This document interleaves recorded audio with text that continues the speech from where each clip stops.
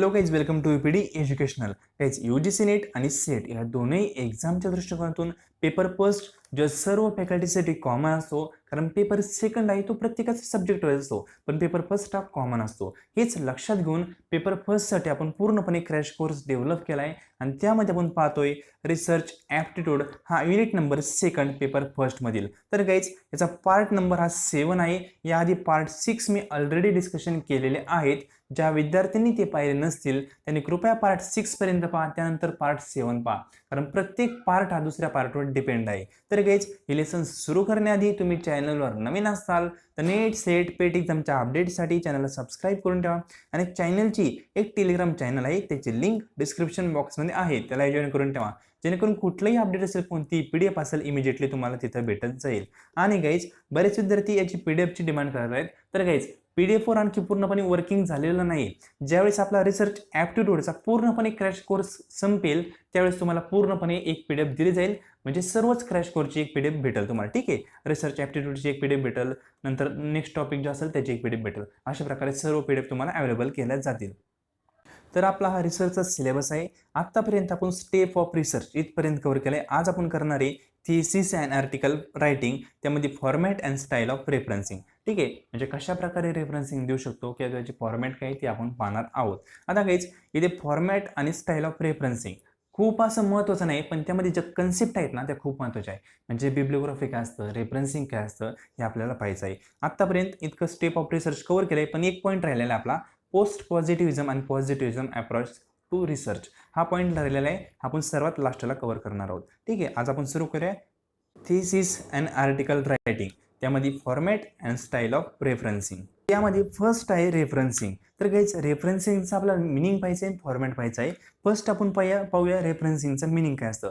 म्हणजे गाईज, आता एक एक्झाम्पल सांगतो. फॉर एक्झाम्पल, तुम्ही एक आर्टिकल लिहिताय, त्या आर्टिकलमध्ये तुम्ही बरेच पॅसेज लिहिले, पण एक पॅसेज आहे, तो पॅसेज तुम्ही एका वेबसाईटवरून किंवा एका बुकवरून तुम्ही as it is copy paste केला आहे. त्यावेळेस तुम्हाला त्या पॅसेजसाठी एक रेफरन्स द्यावा लागतो. म्हणजे तो तुम्ही कुठून घेतला आहे त्याचं क्रेडिट त्या वेबसाईटला किंवा त्या बुकला तुम्हाला द्यावं लागतं. त्याला म्हणतो आपण रेफरन्सिंग. रेफरन्सिंगमध्ये आपण काय करतो, जो ओरिजिनल ऑथर आहे त्या कंटेंटचा त्याला आपण क्रेडिट देण्याचा प्रयत्न करतो. क्रेडिट त्याला आपण काय म्हणतो, रेफरन्सिंग असं म्हणतो. ठीक आहे, म्हणजे बेसिकली एक्झामला असं विचारू शकतात की रेफरन्सिंगमध्ये आपला मेन एम आहे तो काय असतो, तर मेन एम असतो की जे ओरिजिनल ऑथर आहे त्याला क्रेडिट द्यायचं आहे. ठीक आहे, म्हणजे त्याचा कंटेंट आहे त्यालाच क्रेडिट भेटलं पाहिजे, हा आपला रेफरन्सिंगचा एम असतो. असं म्हणजे बेसिकली तुम्हाला रेफरन्सिंगबद्दल माहीत असेल म्हणून मी जास्त काय डिस्कशन करत नाही. फक्त रेफरन्सिंग यासाठी असतं, क्रेडिट देण्यासाठी असतं, लक्षात ठेवा. ठीक आहे, म्हणजे एखाद्याचा कंटेंट आपण आपल्या आर्टिकलमध्ये यूज केला तर आपल्याला रेफरन्स द्यावा लागतो. नेक्स्ट आहे normal format for any referencing. मी काय म्हणलं, एनी रेफरन्सिंग म्हणजे कुठलंही रेफरन्सिंग द्यायचं असेल तर नॉर्मली असा फॉर्मॅट असतो. प्रत्येकाचा फॉर्मॅट थोडा वेगळा असू शकतो. अनेक पुस्तकं आहेत, अनेक ठिकाणी वेगवेगळे फॉर्मॅट दिलेलं आहे, पण नॉर्मली एक ओव्हरऑल फॉर्मॅट अशा प्रकारे असतो. ठीक आहे, फॉर्मॅट तुम्हाला विचारणार नाही, पण एक माहीत असावं म्हणून मी सांगतोय. फर्स्ट आहे ऑथर नेम, म्हणजे ऑथरचं नाव काय आहे की तुम्ही कोणाचा कंटेंट घेतलाय, कोणी लिहिलाय, त्याचं ऑथर नेम आपण फर्स्ट घेणार. त्यानंतर टायटल ऑफ पब्लिकेशन, कुठल्या पब्लिकेशनमध्ये तो पब्लिश झाला आहे त्याचं टायटल आपण घेणार आहे. थर्ड घेणार आहे डेट ऑफ पब्लिकेशन, कधी डेट म्हणजे कुठल्या डेटला तो पब्लिकेशन झाला आहे त्याची डेट घेणार. त्यानंतर फोर्थ नंबर आहे the place of publication of book. ठीक आहे, कुठे पब्लिकेशन झालं आहे म्हणजे कुठे ते, फॉर एक्झाम्पल कुठल्या कॉलेजमध्ये पब्लिकेशन झालं का, किंवा एखादा अवॉर्ड फंक्शनमध्ये झालं का, म्हणजे कुठे पब्लिश झाला त्याची प्लेस. त्यानंतर पब्लिशिंग कंपनी ऑफ बुक, कुठल्या कंपनीने त्याला पब्लिश केलंय ते, कारण जे ऑथर असतो तो वेगळा असतो. ऑथर पब्लिश करीत नाही काही वेळेस, कंपनी काही वेळेस पब्लिश करते. ठीक आहे, तर कुठल्या कंपनीने ते पब्लिश केलंय ते. त्यानंतर the volume number of magazine or printed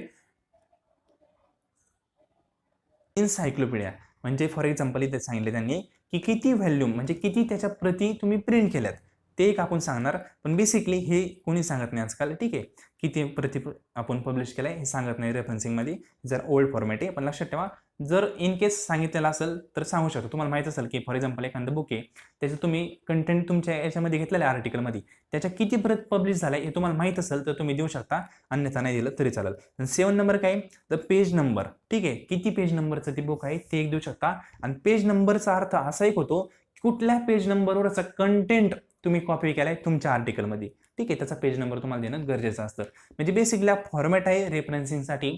एक्झामच्या दृष्टिकोनातून तुम्हाला फॉर्मॅट पाठ करायचा नाहीये. एक्झामच्या दृष्टिकोनातून रेफरन्सिंग काय असतं हे मी फर्स्ट स्लाइडमध्ये सांगितलं इथं, तेच तुम्हाला लक्षात ठेवायचं, ठीक आहे. रेफरन्सिंग म्हणजे क्रेडिट द्यायचं असतं बेसिकली, थोडक्यात, ठीक आहे. आता आपण जे नेक्स्ट पाहणार आहोत ना, ती खूप महत्त्वाचं आहे एक्झामच्या दृष्टिकोनातून, ते आहे बिब्लिओग्राफी. हे खूप महत्त्वाचं आहे. बिब्लिओग्राफीचं मिनिंग माहीत असणं गरजेचं आहे. बिब्लिओग्राफी म्हणजे काय असतं? आता फॉर एक्झाम्पल हा तुम्ही आर्टिकल लिहिताय. आर्टिकल लिहिताय म्हणजे तुम्ही मनानेच काही लिहिणार नाही. त्याआधी तुम्हाला थोडा स्टडी करणं गरजेचं आहे आणि पुस्तकं आणि वेबसाईटचा रेफरन्स घेणं गरजेचं आहे. म्हणजे तुम्ही कुठलंही आर्टिकल लिहायचं असेल तर आपण काय करतो? लिटरेचर रिव्ह्यू करतो. जसं रिसर्चमध्ये आपण काय करतो? लिटरेचर रिव्ह्यू करतो. म्हणजे काय?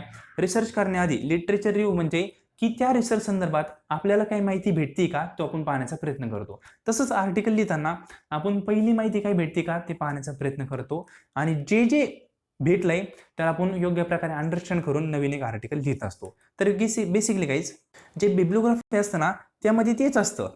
जे तुम्ही आर्टिकल लिहिणार आहे ते आर्टिकल लिहिताना किंवा जो रिसर्च तुम्ही करणार आहे तो रिसर्च करताना आतापर्यंत तुम्ही कुठल्या कुठल्या गोष्टींचा स्टडी केलाय, कुठले कुठले बुक तुम्ही रेफर केले आहेत, मग त्याचा कंटेंट तुम्ही यूज करो अगर ना करो, ठीक आहे. पुन्हा सांगतो, त्या बुकचा कंटेंट तुम्ही यूज करो अगर ना करो, पण तुम्ही त्याला स्टडीमधून घातलेला आहे. म्हणजे तो रिसर्च करताना तुम्ही कुठं ना कुठे त्याचा स्टडी केलाय, थोडासा त्याचा तुम्ही संवाद म्हणजे त्या बुक्समधील संवाद थोडासा पाहिलाय, त्याला आपण म्हणतो बिब्लिओग्राफी. म्हणजे बेसिकली एक एक्झाम्पल सांगतो पहा. फॉर एक्झाम्पल हा रिसर्च आहे, ठीक आहे. मी फॉर एक्झाम्पल कॉमर्स क्षेत्राशी रिसर्च करतोय. तर रिसर्च करताना मी अनेक कॉमर्सचे बुक्स आहेत ते वाचणार, ते पाहणार. पण सर्वच बुकमधील कंटेंट मी माझ्या रिसर्चमध्ये घेणार नाही. पण जे जे बुक मी वाचलेत, ठीक आहे, त्या सर्व बुकचं बिब्लिओग्राफी म्हणजे सर्व बुकचा जे रेफरन्स आहे तुम्ही सर्वात रिसर्चच्या लास्टला देणार आहे. त्याला म्हणतो आपण बिब्लिओग्राफी. म्हणजे जे जे आपण स्टडी केलंय आपला रिसर्च करताना ज्या ज्या गोष्टीचा, ठीक आहे, रिसर्चमध्ये यूज करू अगर ना करू, पुन्हा सांगतोय, यूज नसेल केला तरी आपण त्या बिब्लिओग्राफीमध्ये घेत असतो की समोरच्याला इन केस फ्युचरमध्ये एखादा व्यक्ती रिसर्च करणार असेल तर तो आपली बिब्लिओग्राफी पाहून त्याला कळेल की ह्या व्यक्तीने कुठल्या कुठल्या गोष्टींचा अभ्यास केलेला आहे, ठीक आहे. तर बिब्लिओग्राफीचा एम हाच असतो की इन केस फ्युचर एखादा फ्युचर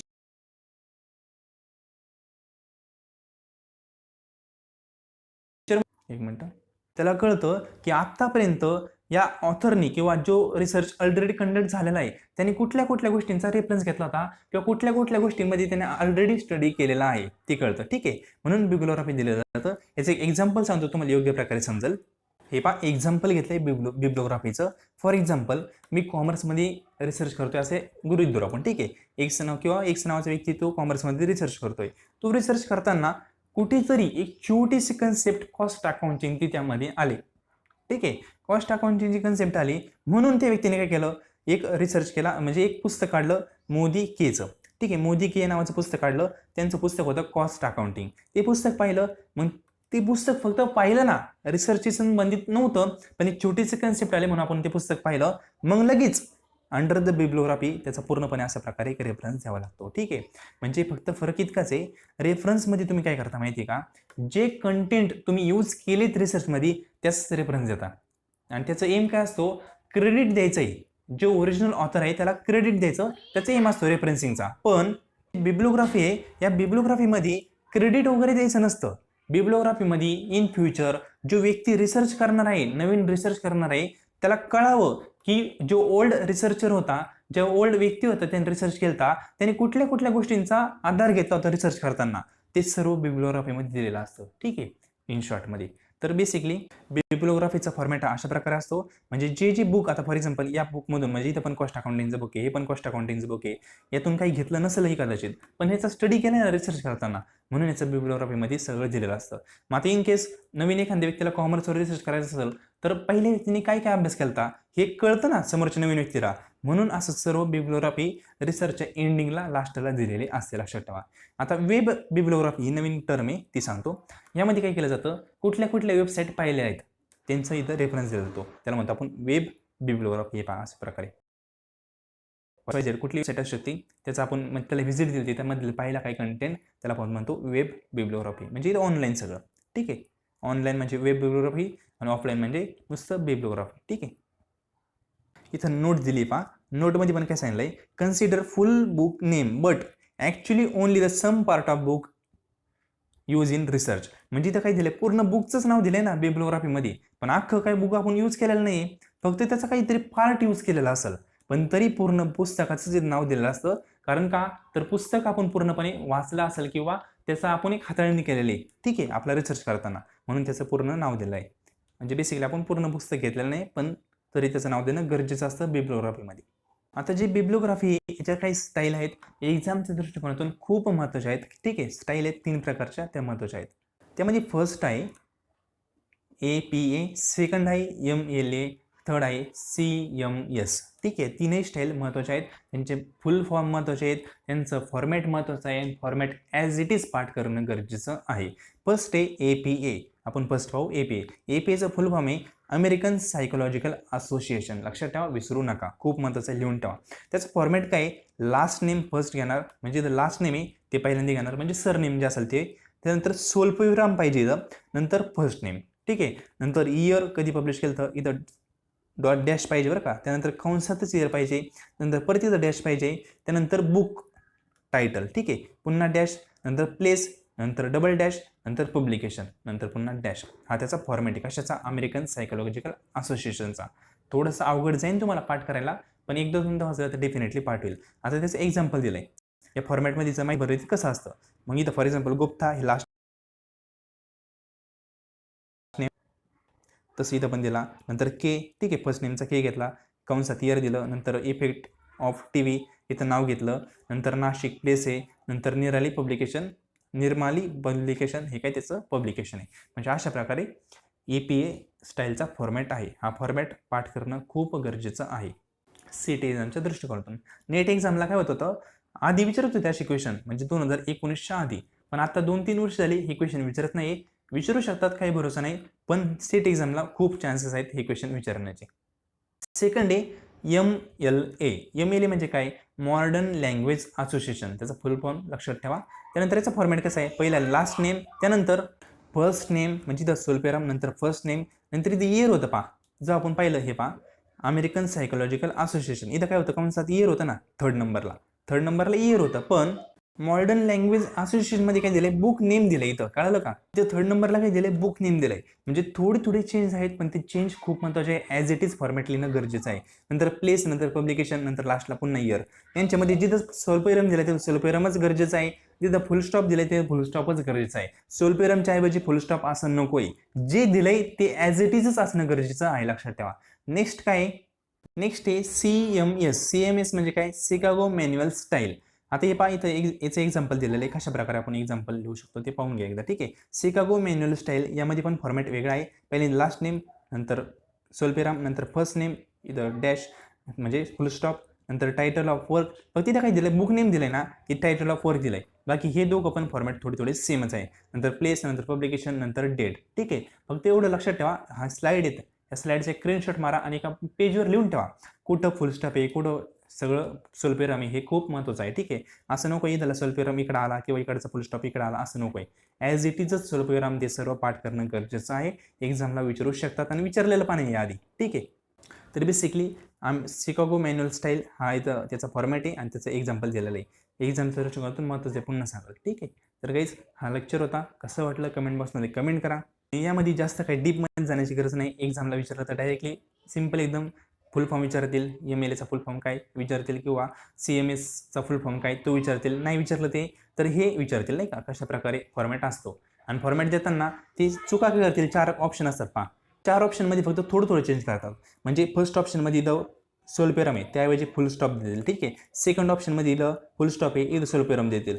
मग तुम्हाला ॲक्युरेट कोणता आहे ते पाहणं गरजेचं आहे, ठीक आहे. व्यवस्थित पहा आणि त्याचं योग्य प्रकारे क्लिक करा. अवघड काय नाही, थोडंसं तुम्हाला इथं पाठांतर करणं गरजेचं आहे.